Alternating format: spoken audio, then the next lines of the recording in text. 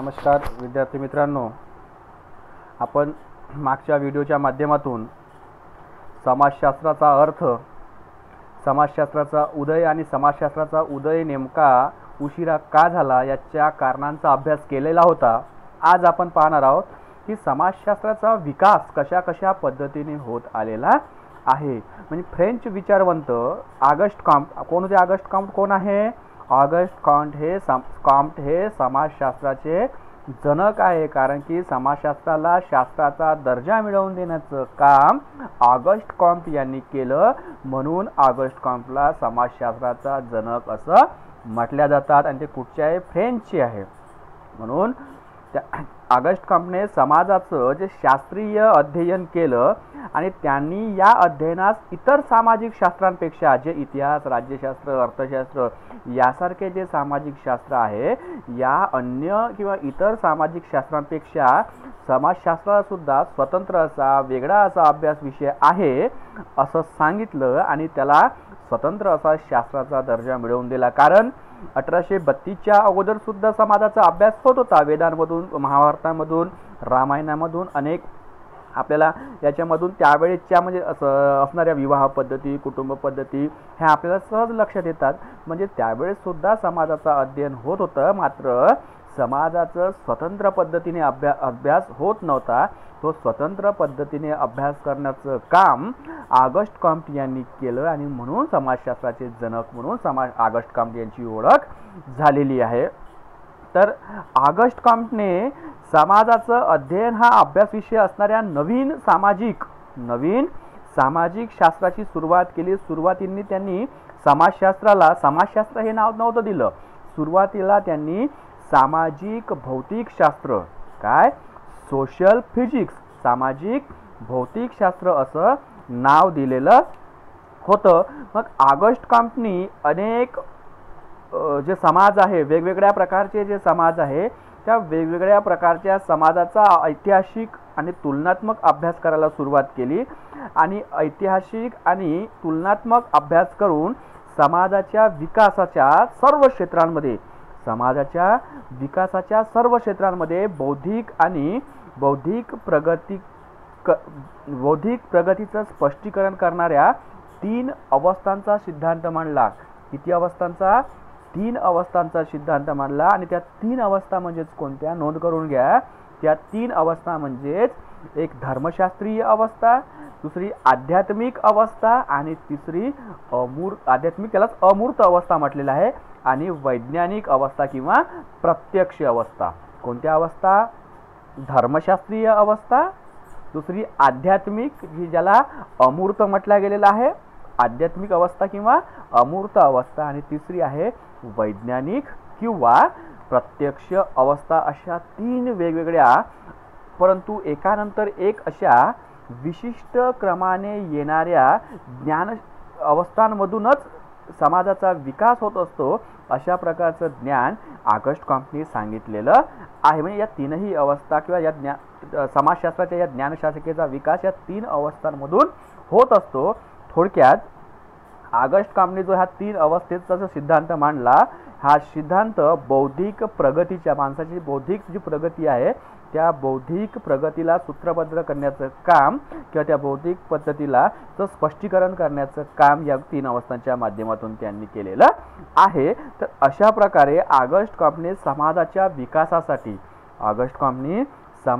विकासासाठी भक्कम अशी पार्श्वभूमी तयार केली आणि त्याच्यानंतर कुठंतरी सगळ्या जगामध्ये हळूहळू समाजशास्त्राच्या अभ्यासाला सुरुवात व्हायला लागली। म्हणून समाजशास्त्राच्या विकासात फ्रेंच विचारवंत ऑगस्ट कॉम्टचं अनन्य असं महत्त्व आपल्याला दिसून येईल।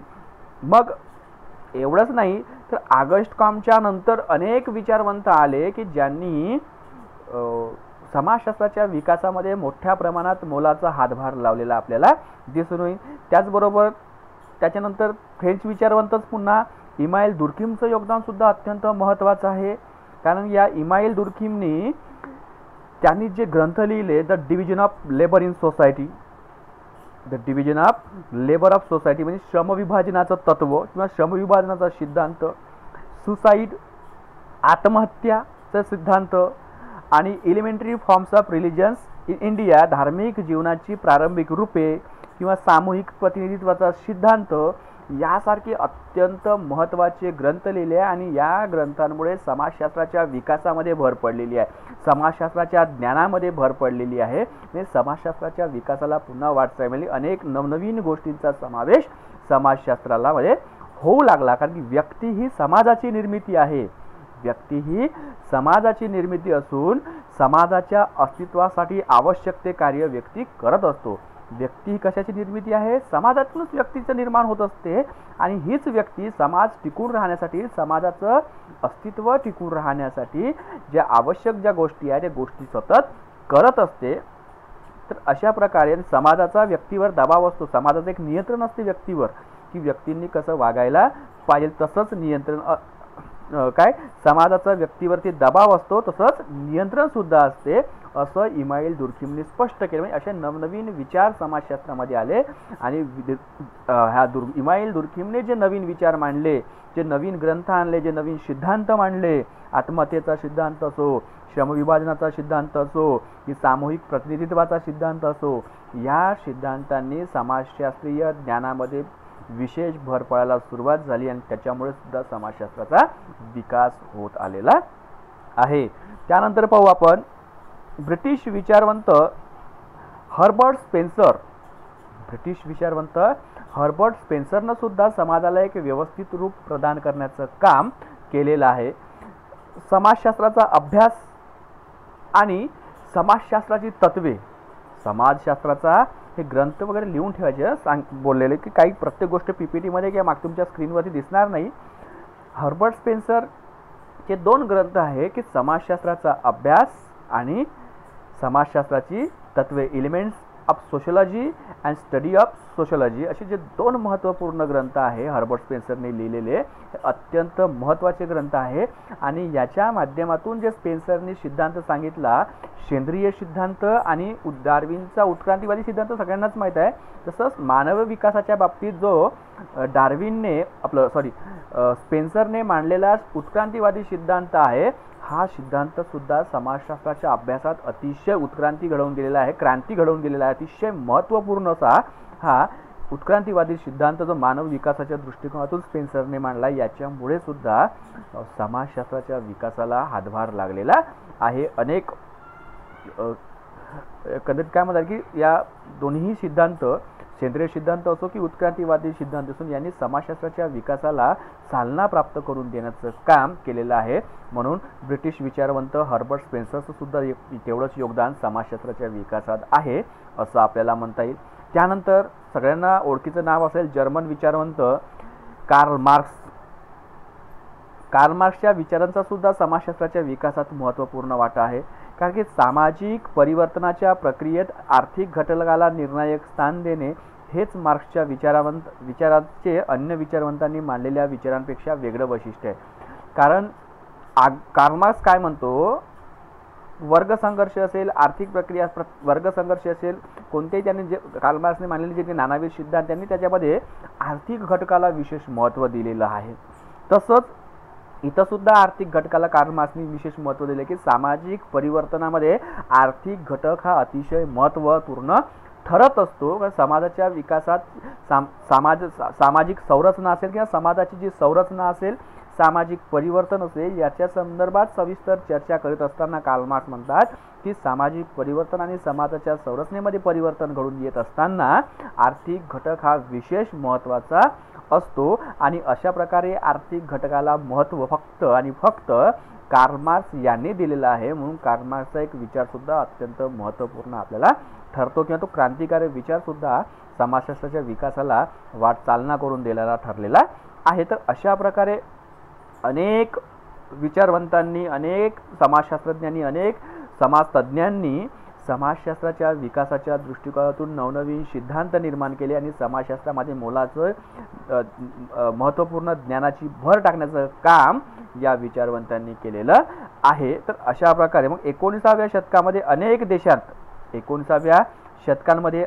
देशांमध्ये समाजशास्त्राच्या अध्ययनाला सुरुवात झाली. समाजशास्त्राचे अध्ययन व अध्यापन कार्य सुरू झालं. मग भारतात केव्हा झालं तर 19व्या शतकामध्ये, म्हणजे 1832 ते 40च्या दरम्यान, 1832 पासून समाजशास्त्राला शास्त्राचा दर्जा प्राप्त झाला. मग अमेरिकन विद्यापीठांमध्ये वगैरे तिकडं समाजशास्त्राचा अभ्यास सुरू झाला. पण आपल्याकडे मात्र भारतात सर्वप्रथम 1919 मध्ये सगळ्यात पहिले मुंबई विद्यापीठामध्ये समाजशास्त्राचं अध्ययन आणि अध्यापन सुरू झालं. आणि 1919चा काळ म्हणजे आपला पारतंत्र्याचा काळ होता. त्यावेळेस तिथे प्राध्यापक पॅट्रिक गिडीस नावाचे होते. कोण? प्राध्यापक पॅट्रिक गिडीस हे मुंबई विद्यापीठात पहिले समाजशास्त्र विभाग प्रमुख म्हणून त्यांची नियुक्ती झालेली होती. मग त्यांच्या निवृत्तीनंतर 1923 ते 1959 पर्यंत समाजशास्त्र विभागाची धुरा, समाजशास्त्र विभाग प्रमुखाची धुरा doctor Govind Sadashiv Ghurye, doctor GS Ghurye यांनी सांभाळलेली आहे. तर अशा प्रकारे भारतामध्ये सुद्धा समाजशास्त्राच्या अभ्यासाला सुरुवात झाली. मग डॉक्टर घुरिये, लक्षात घ्या हे नाव खूप मोठं आहे, doctor Sadashiv Govind doctor Govind Sadashiv Ghurye, GS Ghurye, doctor Govind Sadashiv Ghurye हे नाव यासाठी महत्त्वाचं मी पुन्हा सांगत आहे की यांना भारतीय समाजशास्त्राचं जनक म्हणून संबोधल्या जाते. लक्षात ठेवा, 2 मार्कासाठी हा प्रश्न विचारला जाऊ शकतो पेपरमध्ये आणि बऱ्याच वेळा विचारतात. कन्फ्युजन काय होते, समाजशास्त्राचा जनक कोण किंवा भारतीय समाजशास्त्राचा जनक कोण, फक्त नावच लिहायचं आहे, GS घुरिये, ऑगस्ट कॉम्ट. मग समाजशास्त्राचा निव्वळ जर समाजशास्त्राचा जनक विचारला तर ऑगस्ट कॉम्ट लिहायचं, आणि जर भारतीय समाजशास्त्राचा जनक विचारला तर कोण लिहायचं, डॉक्टर GS घुरिये. आलं का लक्षात? एवढं लक्षात ठेवा. तर का बरं की डॉक्टर घुरिये यांनी जाती व्यवस्थेचं विवेचन हे भारतीय समाजशास्त्रातील एक महत्त्वपूर्ण दालन मानले जाते. कारण डॉक्टर घुरिये यांनी जे जाती व्यवस्थेचं जे भारतीय समाजामध्ये असणारी जी जाती व्यवस्था आहे, या जाती व्यवस्थेचं डॉक्टर घुरिये यांनी महत्त्वपूर्ण असा अभ्यास त्यांनी केलेला होता. त्याच्यामुळे त्यांचं महत्त्वपूर्ण योगदान आहे. जाती व्यवस्थेप्रमाणेच आदिवासी जमातीबद्दल सुद्धा डॉक्टर घुरिये यांचं एक अत्यंत महत्त्वाचं असं संशोधन आहे. भारतीय समाजाची एकात्मता हा देखील त्यांच्या संशोधनाचा एक प्रमुख घटक होता.